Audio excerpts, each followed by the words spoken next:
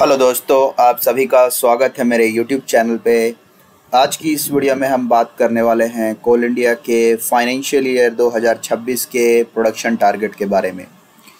तो जो कोल इंडिया का जो प्रोडक्शन है वो अप्रैल से जो नवंबर के मंथ्स रहे हैं उसमें पिछले साल के कंपैरिजन में 3.7% कम हुआ है।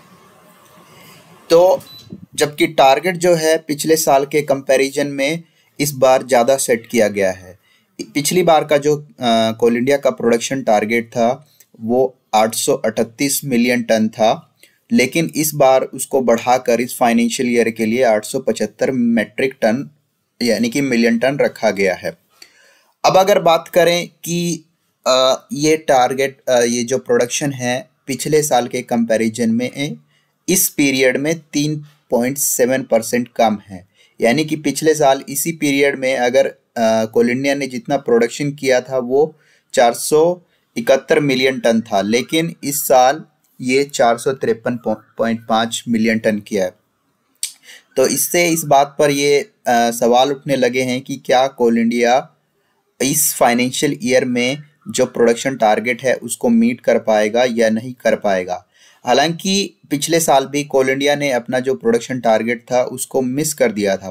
पिछले साल जो प्रोडक्शन टारगेट रखा गया था वो 838 मिलियन टन का रखा गया था, जबकि कोल इंडिया उस साल सिर्फ 781.1 मिलियन टन कोयले का प्रोडक्शन कर पाया था, जो कि कंपनी के टारगेट से 7% कम था। हालांकि ये एक इतनी ख़राब न्यूज़ नहीं है, क्योंकि अगर लगातार देखा जाए तो कोल इंडिया जो है अपने प्रोडक्शन टारगेट से बढ़ता ही गया है।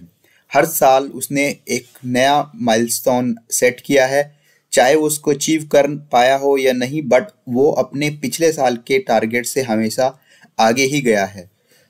जबकि उसके रिसोर्सेज हमेशा कम होते गए हैं। रिसोर्सेज की बात करें तो उसके मैन पावर जो रिसोर्सेज है वो हमेशा कम होता गया है। तो ये इतना प्रोडक्शन कोल इंडिया कहाँ से कर पा रहा है?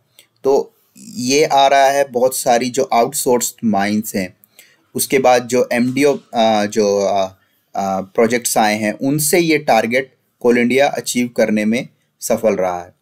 तो आगे देखना होगा कि कोल इंडिया का फ्यूचर कैसे होता है, क्योंकि ये प्रोडक्शन जो अचीवमेंट्स होती हैं ये एक रिफ्लेक्शन होती है कि कैसे इंडस्ट्री ओवरऑल बिहेव कर रही है। तो यही था इस वीडियो में। इसके अलावा अगर आपको कुछ और जानना है कोल इंडिया से रिलेटेड या और कोई किसी चीज़ से रिलेटेड तो आप कमेंट बॉक्स में लिख सकते हैं। Thank you.